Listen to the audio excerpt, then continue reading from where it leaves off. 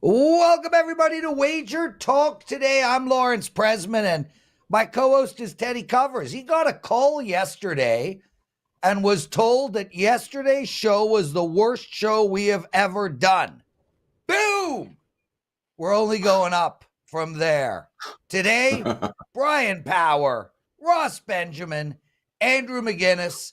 Bryan's going to look at an MLB bet, an NBA Finals bet. Ross Benjamin will look at the NBA Game 1, as well as the Orioles and Blue Jays under, and Andrew McInnis 2 CFL plays. Teddy, what is your big game breakdown?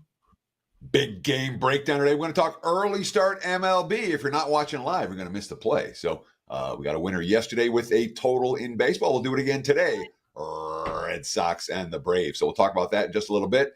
And in What Bettors Learned today, we're going to talk about the 4 other baseball players who were suspended yesterday and what they got suspended for when it comes to gambling issues. Lots of gambling stories in the headlines this week. We'll break them all down for you in a way that makes sense right here on Wager Talk Today. Lawrence? I wonder why yesterday's show was considered the worst show ever by one guy. What was it? Must have been your opening. If you ask me, I agree. I'm like, that was the baddest show we've ever done. Yeah, the open was bad. Brian's play got canceled. He had the pitching change right when we were going for his $2 Tuesday play. You and I bickered like my friend called us like a pair of middle schoolers. So we'll do better today. Look, no, we do will the show not. Every day. B Daddy writes, the show was great yesterday. I thought so as well, B Daddy. And you know what? We do 5 shows a week, 52 weeks a year, and every one of them is a 9.5 or more. Bryan Power joining us. How are you, Bri? Well, I'm glad the bar has been set low, I guess, for me here today. But I agree, though, Prez. Every show's, and at least the ones I'm on, I feel are at least 9.5 out of 10. You guys do a tremendous job. I'm sure the show yesterday was great. Don't take it too hard. Well, I consider every show a 10, except the show you're on is a 9.5. Oh, okay, all right. Well, I bring it down that average. We'll see what we can do here today. Maybe I can up it to a 9.7. 9.7 today, maybe I can do. Dude, I am a bit emotional. So if I have a breakdown in the show, it is because of that. Bri, let's get straight into some actionable information. We have the Houston Astros playing the Cardinals tonight. You like Houston team total over 4.5. Why is that? Yeah, like Teddy referenced just a minute ago, little daytime action, so it always pays to listen to the show live. This is a 2:10 Eastern time start. So the Astros guys have taken the first 2 games of the series, and they've done so by putting up a bunch of runs. Scored 7 on Monday, 8 last night. And that really is not all that surprising to me.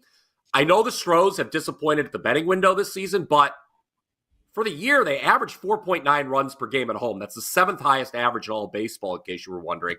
And as far as the rest of the season is concerned, moving forward, Fangraphs has Houston projected to be the 3rd highest scoring lineup in their remaining games, trailing only the Dodgers and Yankees. So offense, I don't think is the problem in Houston, and I like the matchup today against Miles McInnis. Do not be fooled, guys, by the fact the under is 7-0 in his road starts this season. 5.35 ERA, 1.31 whip in those 7 starts. 3 previous starts against Houston, McInnis' numbers are really bad, 9.64 ERA, 2.07 whip. And you look at him overall, 7 of his last 9 starts, he's given up at least 3 runs. And that's while never making it past the 6th inning, which brings us to the Cardinals bullpen, bottom half of the league. They're probably going to give up some runs as well. You look back on Monday, Astros, they scored 4 runs off this Cardinals pen, and they scored 2 more off of them yesterday. So I don't think the home team's going to have any problem getting to 5 runs this afternoon. They scored 6 by the 3rd inning yesterday, a game in which, oh, by the way, they were just 2 for 11 with runners in scoring position. So Astros team total over 4.5 is how I would play this one, Teddy. Talk to me about the concept of getaway day unders here, because in general, the markets move to the under, especially in these early start games on getaway day. Not to say that every umpire isn't perfect, but sometimes the strike zones get a little bit wider. just a little bit on days like today. And in general, the markets move to the under for these early start getaway day games. This one hasn't seen a significant move in that regard, but certainly it was 8.5 to the over, and now we're looking at 8.5 right now. So the juice has been taken off the over in this one. The sharp money once again has come for the under. Does any of that worry you when it comes to getaway day stuff, or is this just look? Mikolas is not shutting down the Astros, and the Astros are hitting right now. Take advantage. Well, I joke about it all the time. I go to a lot of day games here in Cleveland, and the under, more often than not, as people who listen know, that comes in. And that's why I'm just focused on the Astros here, Teddy, and not the full game. I think if this game stays under, it's going to be because St. Louis doesn't do much of the plate. This is a team averaging less than 4 runs per game overall this season. I think Houston, if the game gets over, it's going to be because Houston does the heavy lifting. And like I mentioned, offense has not been a problem for this team, especially when they're at home. I just think a bad starter, a bottom half bullpen, they've gone over this number in the first 2 games. Why not make it 3? I don't think it's a very hard number to get over for a Houston team that, like I said, I think is going to continue to put up runs, particularly at home. Bryan Power joining us, everyone. Before we go on real quick, Sean Alvarez in the chat room, like always, mentioned that it is Belmont weekend at Saratoga this weekend. Sean, I'm going to admit something I've never admitted before. I have no idea about horse racing. I don't know where the Belmont is. I don't know how many horses race in it. I don't know why you have to beat them with a whip, but that's a different story. The point I'm saying is, why aren't you telling us a week ahead of time so I can schedule you on the show? Sean Alvarez. Come on, brother. We're a team here. I don't know when horse racing is. Anyway, did you know that Belmont was this weekend, Teddy? So if I was in charge of scheduling the guests, Here we go. Is take a look at what the events were for that week to make sure that we had the appropriate guests coming in, whether it's you. Because there's lots of sports I don't follow. Easy. I don't do. No, Lawrence, when you throw to me, you can't cut me off. You cut every single guest off yesterday. Every one of them. Everyone. You asked me a question. All of them. Doing it again. As they were talking, you interrupted every single guest's flow. Please, let me talk if you're going to ask me a question. There you go. Take him off the screen. All right. If you're going to be the guy who schedules the guests, it's your job to look ahead to see what's going on that weekend. I don't know what's going on in UFC, but if I was scheduling the guests, I would look ahead and say, oh, wow, we have a big UFC this weekend. Yeah. Or whatever else is going on. When it comes to golf, I don't track the golf stuff. The tennis stuff, I don't track the tennis stuff. And Canadian football, you knew that Canadian football was on this week somehow or other. Are you done? So especially this time of year, Lawrence, it pays to look ahead in the schedule a little bit. Great. Guys, public service announcement. I've been doing the scheduling on this show for 3.5 years. As of today, I will no longer be doing it. Teddy Covers is taking it over. We will see how it goes moving forward. It's time for you to actually do something, Teddy Covers. You'll put the schedule up for next week. You'll look at all the sports. I look forward to seeing you do it. Bryan Power, let's move our attention onwards to the NBA Finals. You've got a bet for us. What is it? Yeah, I'll just help Teddy out a little bit here. The NBA Finals start tomorrow, finally, just so we're all on the same page in that one. It seems like it's been a month since we've seen an NBA game, and had it not been for such an excruciating layoff between these two series, maybe this is a market I would not have delved into, but I'm looking at Kyrie Irving under 23.8 points per game for the series. For what it's worth, we've already seen a little bit of movement here. This number opened 24.1. And what caught my eye, guys, obviously, in case you have somehow missed it, Kyrie Irving used to play for the Boston Celtics, right? Well, since leaving, the last 10 meetings, which coincides with Boston acquiring Derek White, Irving 0-10 straight up against his former team. He's averaged just 20.7 points on 42% shooting. 7 of those 10 games, he scored 20 points or less. Now, he had the big first-round series against the Clippers, but the last 2 rounds, he's averaged 20.8 points per game, scored more than 22 just 3 times. I know all 3 of those were in the last round, Teddy, Western Conference Finals against Minnesota. Each of those, as a matter of fact, he scored at least 30. But defensively, I think the Celtics match up against the Mavs a lot better than the T-Wolves did. Look for a lot of switching. I think the key for Boston in this series is containing Kyrie. You know Luka's going to get his. You can only slow him down so much. But if Kyrie is contained, this is a very tough series for the Mavs to win. And you look at the MVP market, guys, it tells a story. Tatum for Boston is minus 115 to be the MVP. Luka plus 205. Brown for Boston plus 650. Kyrie, he's sitting all the way up at plus 2,200. So relative to the other stars, the books don't believe he's going to be MVP. So I say, let's bet Kyrie to average less than 23.8 points per game in the NBA Finals. So it sounds to me like this is a bet on the Celtics for the series. True? False? I think they are a deserved favorite, yes, for sure. Yeah, because if we're betting Kyrie under, we ain't betting Dallas to win the series. I'll tell you that much. So another way to look at the Mavericks, the Celtics, and the Mavericks for the upcoming finals. Lawrence? Teddy, Alvin Higgs writes, and I've never made a bet in Vegas because I use it online. All my bets I make online. Can he use his credit card or debit card to bet in Vegas, or does he need to walk up to the counter with cash? Cash. Okay. There you go. We answered that question. Bryan, you're rolling right now, dude, and I love to see it. You're a good man. I wish I was co-hosting the show with you on a regular basis. You're 11-5, your last 16, 32-17 MLB run. 17-5 soccer run. Oh, I screwed that all up. 11-5 You did. MLB run, 32-17 NBA run, and 17-5 soccer run, which is great timing, right in time for the Euros. Are you going to be releasing plays and betting the Euros? Yes, I will be, as a matter of fact. And it's a great time, therefore, to jump on board that end of June, especially get the rest of June for just $199 at WagerTalk. You visit my page, wt.buzz/BP. For Wednesday, we've got a double play. You do have to act early to get both plays because the first game goes early. 2 plays, like Prez mentioned. I'm 11-5, last 16 at MLB. That is 68%. But you can get both plays right now at my page. My 4% best bet for game 1 of the NBA Finals is also available as we look to keep it rolling. Head on over, and we're hoping for a big rest of the month. Bryan, I'm going to put you right on the spot. Do you have a futures bet for us in the Euros?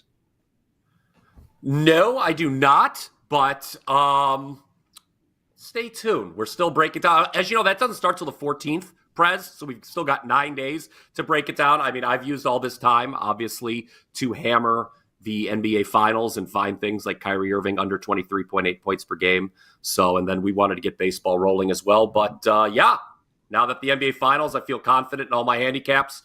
Euros is up next, so stay tuned to my page right there. Excellent stuff.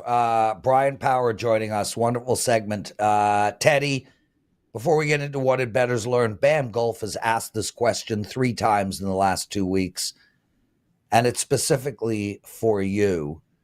Not like I can't answer it, but hey, he wants you to answer it instead of me. So here's the question.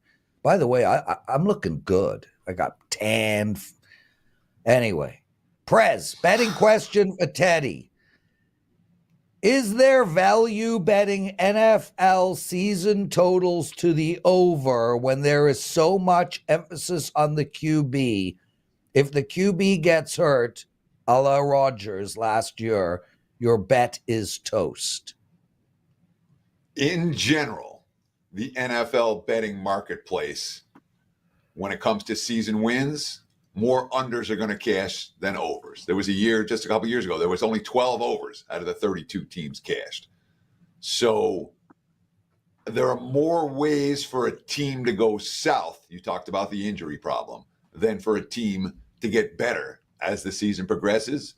So in general, not always, in general, I'm more comfortable betting unders with my season wins than overs. That being said, last year, the 5% big ticket was on the Packers over. I'm not afraid to play overs. But in general, first look is to the unders. There Great we go. question. Teddy, we are going to continue with what did bettors learn. until you are done with that segment. So what did bettors learn last night? Well, there's good stuff to talk about and big stuff to talk about. And we're going to talk about the other guys who got suspended in baseball and what they got suspended for. This is what it says. Rule 21 in the MLB rulebook. Thanks to Joe Sheehan for sending this over my way. Quote, D, gambling. Any player, umpire, or club or league official or employee who shall bet any sum whatsoever upon any baseball game in connection with the bettor has no duty to perform, shall be declared ineligible for 1 year. Any player, umpire, club, or league official or employee shall bet any sum whatsoever on any baseball game in connection with which the bettor has a duty to perform shall be declared permanently ineligible. This rule to be get posted, a printed copy in English and Spanish of this Rule 21 is to be get posted in each clubhouse. So what did these guys do? All right. Obviously Marcano, who got a lifetime ban yesterday, who we talked about yesterday, bet a lot. This is the other guys. All right. Oakland A's pitcher Michael Kelly declared ineligible for a year. Kelly placed 10 bets on 9 games in October of 2021 while he was a minor leaguer in AAA. His wagers totaled $99.22 and resulted in $28.30 of winnings. He just got suspended for a year. Groom, all right, played 32 MLB-related bets. All right. He wagered $453.74, and his net loss was $433.54. He got his ass kicked and didn't win anything. He only got 2 payouts on his 30 bets. Rodriguez, a kid from AA Reading this season, 31 bets on baseball, all on September 30th, 2021. And then in 2022, there was a month-long stretch. Again, what are we talking about? $749 in total that he bet. All right. Sal Frank, his total was $445 of betting. He won just 5 of his 28 baseball bets, which included both outcomes, runs, and pitcher strikeouts. So what is this telling us? Number one, these guys just lost a whole lot of money because they weren't paying attention to the rules. They didn't think anyone would find out. For nothing, for pennies, for action. The other thing it tells us is that knowing everything, being in the locker room, being in the clubhouse, Pete Rose told us this as well. It doesn't necessarily help you win bets. Handicapping the games, what we do, can help you win bets. These guys who are in the locker room and know everything intimately, they're not good bettors. Every one of them's losing. Lawrence, that's what I like. Yeah, I just want to stay on that topic, Teddy. I mean, it is interesting because, I've been an owner of handicapping businesses since 1999. And I remember coming into this business and Randy White, number 54 on the Dallas Cowboys, was taking his shot in the handicapping world. And we've seen a lot of athletes over the last 30 years or so try to sort of move towards handicapping, and it's never worked. And it's interesting because it shows you that I would much rather get betting advice from a mathematician or an actuary or a statistician or a datarist or whatever the word you want to use than a person who played the sport. And I don't think the general public understand that. I think ultimately, and it goes to show because it becomes emotional, right? You're a fan of, the Detroit Tigers. Therefore, you think the Detroit Tigers better than anybody else. I don't know why specifically it is that these ex-athletes can't win. Maybe they're just not doing the work, but it is a very different thing to be able to play the sport and then to be able to pick who will win the sport. I think it's fascinating. Yeah, what's fascinating to me is how little money these guys were actually betting. They're betting $2 parlays and $5 parlays or whatever, and they're losing and it'd be interesting to see if any of these guys, again, 4 of the 5 guys are not big leaguers, or 3 of the 4 were not big leaguers, if all of their careers get completely derailed and they don't make the majors based on something like this. That to me is, that's a tough way to go. Yeah, listen, Teddy, you talk about how small their wagers are. I think it's totally in relation to how small their brain is. Ross Benjamin joining us, everyone. Ross, why do you think professional athletes struggle to become pro bettors?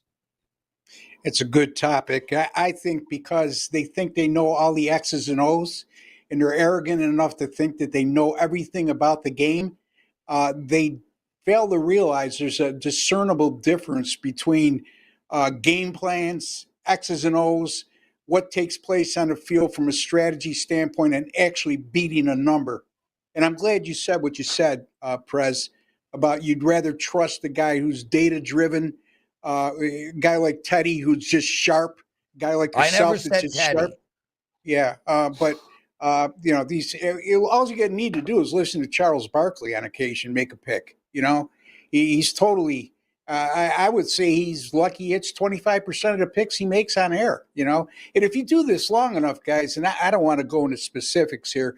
If you do this long enough, eventually you'll have a former athlete come to you because they've lost a ton of money on betting sports, and they're the most difficult clients you could have too, because they have a short fuse, and God forbid you know more than them. So yeah, it's a great topic, and I agree with everything you guys just said. Ross Benjamin joining us. If you guys like what you're hearing, please take a second and hit that like button, and also subscribe to our channel if you haven't already. 158,000 subscribers, greatly appreciated. Love having you guys all in the chat room. B Daddy, Ray, WT, Dirk, even Brandon Katz, who for some reason never stops pissing on me. Dude's got bladder problems. Gorgon, I haven't seen your name. Thank you for joining us. Ben Poole, etc., the Lord, etc., etc. Ross, let's turn our attention to Game 1 NBA tomorrow. My pick is up. I'm pumped and ready to go. I'm curious about yours. How should we bet, or what is a really good bet for this game? Well, I'm looking at the team total for Boston in the first half, and we just talked about data-driven guys. I'm one of those. Don't rely solely on data, but, again, this is one of those situations where I can't ignore the data either. These teams have met 4 times since the start of last year. Boston has scored 64 points or more in all 4 of those games, and that includes 66 and 65 in their 2 regular season meetings this season. Boston's also scored 57 points or more in 38 of their 49 at home this year. That equates to 77.6% of the time. The Celtics have scored 60, 59, and 64 points respectively in game 1s of their first 3 series. The Celtics 6 games this year playing on 3 days or more rest. And that's important because I hear a lot of discussion about both teams being rusty. Well, when Boston's playing on 3 or more days of rest, they've scored 59 points or more in the first half on each occasion.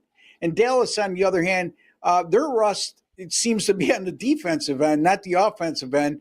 But the Dallas Mavericks, 7 games this year with 3+ days of rest, they allowed 62 points or more in 5 of those 7 contests. This is also a Boston team that scored 57 points or more in 6 of their 7 at home during this postseason. Teddy, I'm going with Boston over their team total of 57 in the first half. So I'm not going to lie. I'm having a lot of problems with Game 1. I haven't put out a bet yet. I don't know that I'm going to put out a bet. I think it may be better to react off of what happens in Game 1. But from a side standpoint, I'm lost. I'm flat. I mean, I can make a really strong case for Dallas. I can make an equally strong case for Boston. It's a problem for me because I don't, there's no play for me in that situation. From a total standpoint, and obviously we're talking a Celtics team total first half here. My biggest concern here is pace. All right. One thing Boston's not doing this postseason is playing with pace. One thing Dallas is not doing this postseason is playing with pace. We're talking about 2 teams that over the back half of the season were both elite on the defensive end of the floor. Why is Dallas here right now? Because their defense. So you put those factors together, Dallas playing defense, the pace isn't necessarily going to be there. Does any of that concern you for this, or just we trust the Celtics to keep doing what they're doing? Yeah. Yes, good question, Teddy, as always, and certainly it concerns me, and certainly I weighed that in heavily when making this decision. But at the end of the day, we talk about Boston not playing with pace, but I just rattled off some numbers, and if you look at Boston throughout the playoffs, they've been a better offensive team in the first half rather than the second half, and in the second half, they seem to buckle down defensively as well. Dallas, again, I would contend, and I've said on several shows, that this might be the best defensive team since the three-quarter pole of the regular season and into the playoffs. But again, styles make fights sometimes, Teddy, and regardless of the pace and the concern of the slower pace that both of these teams have seemed to play with, slower pace in regards to what they did during the regular season action, you look at their head-to-head battles over the last 2 years, and I'm not willing to throw that info out. There's something to that. So again, it's a concern, something that was weighed in heavily by myself, and something I am going to take the lesser of two evils here and go over the total of 57 in this game. I'm Ross Benjamin. Ross, what do you got to promote before we get into your baseball bet?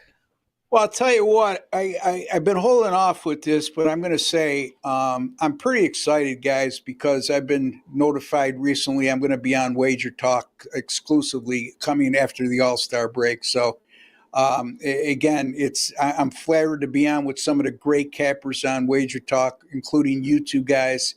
By NBA postseason over the last 3 years at Sports Memo, which is our sister site. Number one in 2022, number one in 2023, currently number one in 2024, 115 and 70. That's good for 62%. My NBA since April 12th of last year, I'm up 7,411 units based on our grading system. Major League Baseball over the last 3 days, guys, 7-3 on a nice run with Major League Baseball totals, 51 and 36, including 7-2 with my last 9. sm.buzz/RB for now at Sports Memo, and you'll find me at Wager Talk after the Major League Baseball All-Star break. Yes, sir. Contract signed today, right before the show, or maybe late yesterday, but obviously Today, I'm well aware of what's going on, Ross. I'm a huge supporter of yours. We are excited to have you with us. You will continue to be on the show at least a couple of times a week. I think you are awesome. Thank you. And yeah, listen, we couldn't be happier. And we do have another Sports Memo person joining Wager Talk full time after the All-Star break. We'll get into that a little later. Ross, Orioles and Blue Jays. You like under 8. Tell us why. Well, Albert Suarez gets the start for the Orioles. He's only made 4 starts this year, but he's performed quite well in those 4 starts, a 1.85 ERA and a 1.11 whip. The only enigma that I see in those 4 starts is he's only averaged 4.9 innings pitched per start. However, the Baltimore bullpen has been lights out over their last 7 games with a 2.42 ERA and a 1.03 whip as a staff. And they're going to be facing a Toronto team that's pretty much underachieved offensively for the entire season. Over their last 7, just averaging 3.4 runs per game. This is also a Baltimore team that's allowed 2 runs or less in 4 of their last 6. Toronto scored 2 runs or less in 3 of their last 4 and only amassed 6 hits or less in 3 of their last 5. So I think it's a good matchup for Suarez and the Baltimore bullpen. And if you know anything about Jose Berrios over the course of his career with the Toronto Blue Jays, much more effective at home than on the road. And this year is no different. If you look at his 5 home starts this year, a 1.60 ERA, 0.92 whip, and more importantly, averaging 6.7 innings pitched per start. And why I say more importantly is because he's putting up great numbers and he's giving them length in the starts. And that's important when you don't have a great bullpen. Toronto's bullpen is average at best. They've struggled a bit of late. So that goes a long way in making me ignore how bad their bullpen has been in recent games. Barrios, by the way, 14 starts since 2017 against Baltimore. Toronto's gone 13-1 in those 14 starts that Barrios made against the Orioles, and his 2.67 ERA in those outings had a lot to do with it. As a matter of fact, 11 of those 14 starts were of the quality variety, Teddy, which equates to 6 innings or more pitched and 3 earned runs or less in those outings. So I'm going Baltimore-Toronto under the total of 8. Ross, Benjamin, I stopped Teddy from asking you a follow-up, Ross, because what I want to talk about really quick is we got Andrew McInnis coming up shortly. Teddy's got his big game breakdown. Sure. Andrew McInnis has had 3 winning Canadian football seasons in a row. He's really, really, really good at the sport. Do you bet Canadian football at all? Because I want to talk about Canadian football really quick and just the concept of these periphery sports and how much real, true value there is in them, especially because the line makers just aren't getting a ton of bets on them and therefore don't ever find themselves in a huge risk position. And the lines just aren't sharp as a result. Do you have anything to add to that? Yeah, I mean, I never got into the CFL, not because I don't like watching it. It's, I go back to the old days when I was on the other side of the table and, we didn't take the CFL because there wasn't enough action, as you just alluded to. And Teddy, you could speak to this from back in your college days of being on the other side of the table. Whenever you don't get enough action, you worry about one guy's ability to kill you. And if we're not getting enough action, chances are a lot of other guys around you ain't getting enough action. And now you got nowhere to lay it off. So it goes hand in hand. I don't want to make the comparison of myself compared to the major sports books now, but it's the same philosophy. Teddy? Yes. Do you have anything to add to these periphery sports and why they really are worth betting? Nothing that wouldn't be repeating what's already been said. Okay. Yes, Ross, you've promoted periphery sports. That's why we bet them. Ross, you've promoted, you have announced, you have kicked ass. Can't thank you enough for joining us. I think you're on Friday's show. I will not be here. Thanks for this segment. Wonderful stuff. I appreciate you guys having me. Theodore, again, before we get into your big game breakdown, one of our listeners, Jeff Todd, asks, and I want to tackle this. He has the Oilers to win the Stanley Cup at 18-1 odds. 18-1. So let's say he bet $100. Now we can win $1,800. What should he do? Should he hedge it game by game, not hedge it at all? What is the best strategy? So I'll give you my answer, and then Teddy will jump in here if he wants. I think the Edmonton Oilers are going to win. So I love the bet, and you're holding a bet that is so much better than the current marketplace, 18-1 better, because Edmonton's plus 110 right now. And I don't normally hedge bets. It's never a good thing from a long-term perspective. With that said, you're holding an 18-1, and you can get Florida at minus 130. Let's assume you bet $100 to win $1,800. I would hedge $200. I would hedge your original 100 and then 100 more. That's how I personally would handle it, but I think Edmonton's going to win. If I thought Florida was going to win, I would raise that hedge. But I personally would attack it as betting 200 on the other side. Teddy, any thoughts?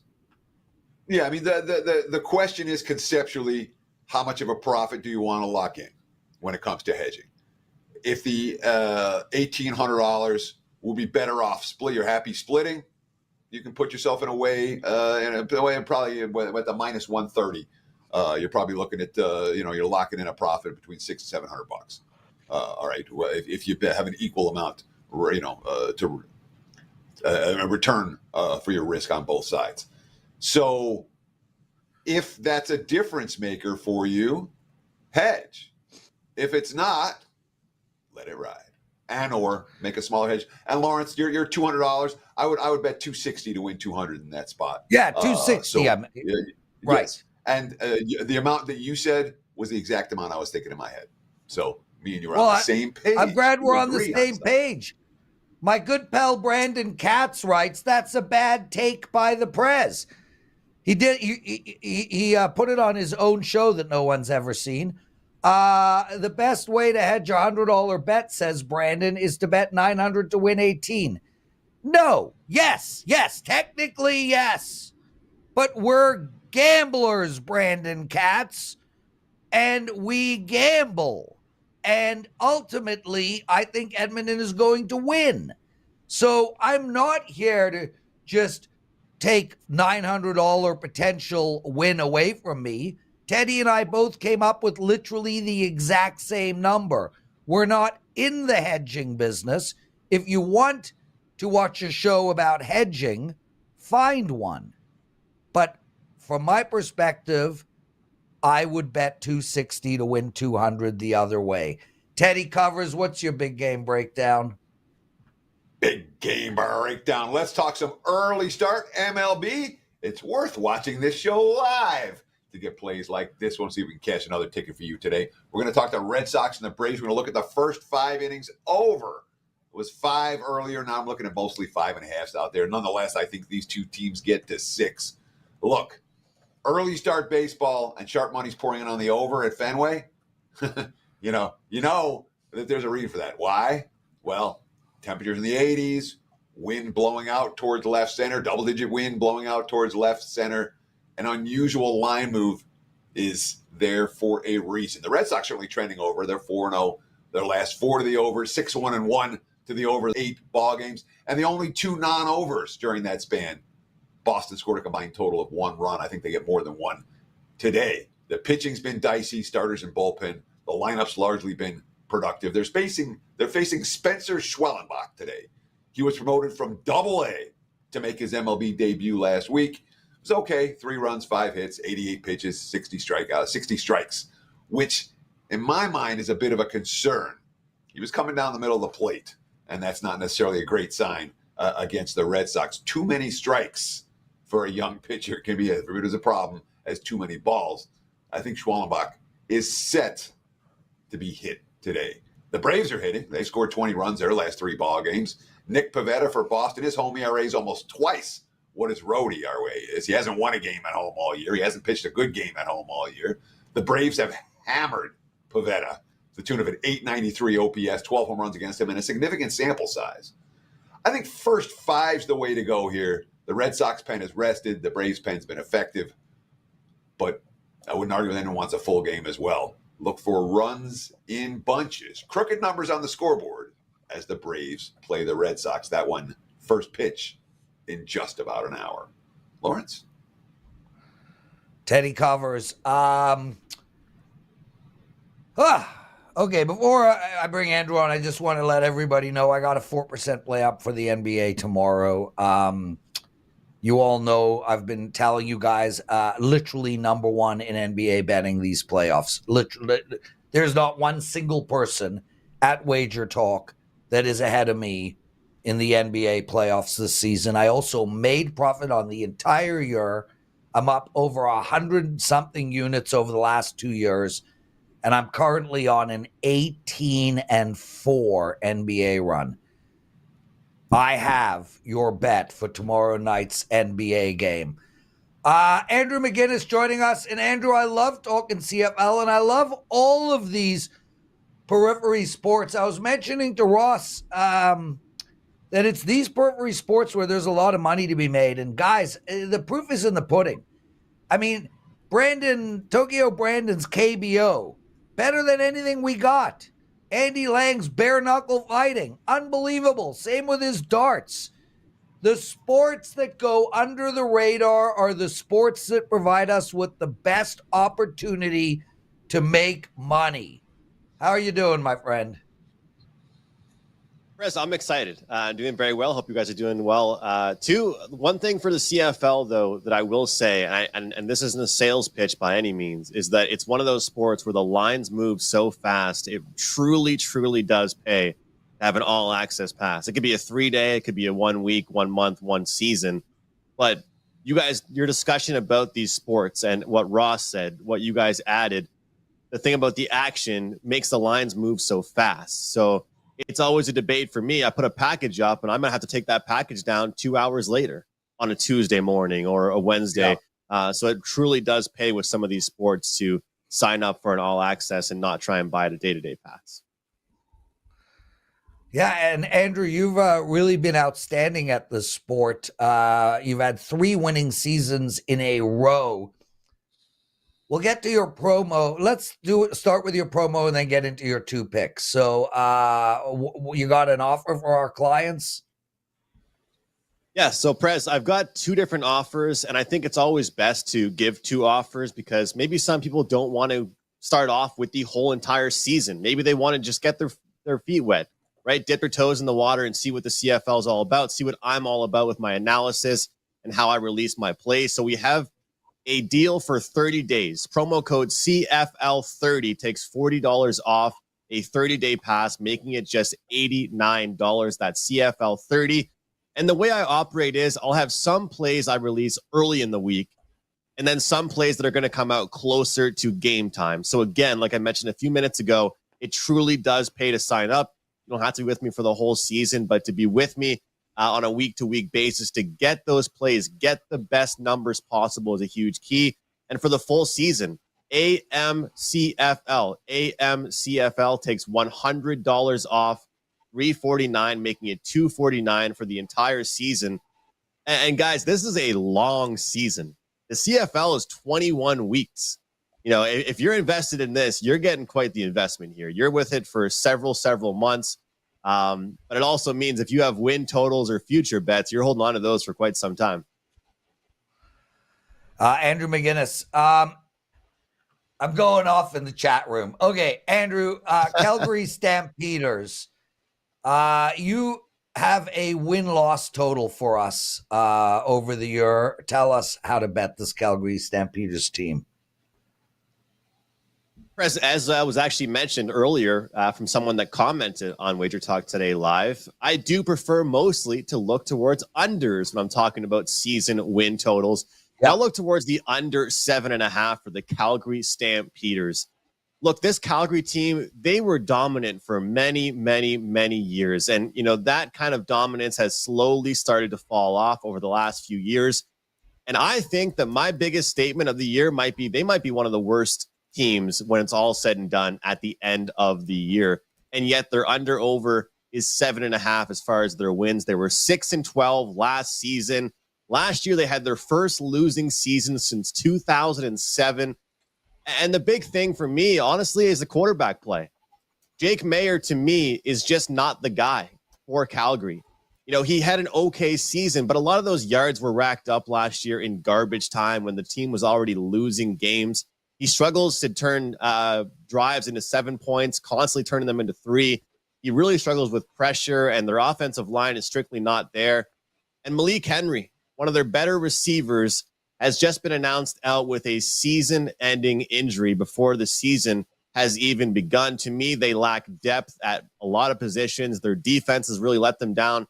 And a big thing for me, guys, which I think everybody should look at when betting on season win totals, whether it's CFL, college, or NFL, you can't just look at the team. You have to look at who's around the team. And guys, we're talking about CFL. This is a 9-man league. So when I'm handicapping Calgary under 7.5, I'm also looking at teams around them. Edmonton getting better. Saskatchewan getting better. BC is dominant. Winnipeg's dominant. And also the teams in the East Division got better. To me, this is a great bet to make, guys. Under 7.5 wins this year for the Calgary Stampeders. Stampeders, a team to bet against. Week 1, they're basically pick 'em at home or even a 1-point dog to the Hamilton Tiger Cats. Speaking of week 1, let's talk about BC and Toronto. You just talked about how great BC is. They're 5.5-point road favorites at the Argos. Total in that game, 47.5. How do we bet it? Lions versus Argonauts. Eddie, all kinds of hype going on here with this BC team this season. They're hosting the Grey Cup in British Columbia, one of the better teams power rated going into this season. But I decided to select this game here for Wager Talk today for one main reason, and that's because we have an old-fashioned handicapping trick, the theory that a lot of people use, and it's the injured player theory, the suspended player theory, if you will. And that's really what this Toronto Argonauts team is dealing with. But it's not a short-term injury or suspension. This is 9 games. Chad Kelly has been suspended from the Argos for 9 games after inappropriate conduct behind the scenes. We won't get too far into that. But I think Cameron Dukes is definitely a quarterback that can still work with this Toronto offense. And they have so many guys that can make plays. Grant, they've got Devarius Daniels. They've got Rasheed Bailey. They picked up all kinds of nice receivers. They have one of the best offensive lines in the league. They did lose 2 running backs in the offseason, but they go ahead and pick up Kadeem Carey from the Calgary Stampeders. Then you look at this team defensively. They had the 3rd best defense in the league as far as points against. Throw in the fact this is a home game. Even though BC has the talent, they've got the quarterback play, they've got the speed, they do have a defense that can definitely pressure you. To me, is one of those angles where you have to bet the team that has the missing key player. There's been a market overreaction here. You look at last year's line, it was totally different. And I understand in the CFL, quarterback depth, it's just not there like other leagues. But this is a massive overreaction. I saw some books, guys, and this is like, there's so many books out there these days. I saw one that opened 8.5 on this. Then we saw 7.5, 7, 6, 6.5. Here we are, most books now 5.5. So I still like it, but I'm not quite sure if it'll make the client card because of the drop in this number. Andrew McInnis. Outstanding, dude. I'm pumped too. I get to bet some CFL this week as well. Again, please give out that promo code. Yeah, the best code we have is the month code. So CFL30 you guys can use, and also AMCFL. So CFL30, $40 off a 30-day pass, and AMCFL takes $100 off, $349, giving you my entire season for $249. Guys, 3 straight profitable seasons, but even better, 10-2, 5% run. And I didn't plan on this, but I do have a 5% play going in week 1 this weekend, trying to make it 11-2 with the great 5% run. Nice stuff. Andrew McInnis, thanks, brother. Chip Plyer, I haven't seen your name in a while. Thanks for joining us, my friend. Teddy, great show. Thanks to Bryan, Ross, and Andrew for joining us. All you guys in the chat room, you were starting with me early in the show. Really felt like home. We'll see you tomorrow, everybody. Teddy, take us home. Enjoy the games. Good luck. We'll do it again tomorrow. Same time, same channel with another edition of Wager Talk Today. Cheers.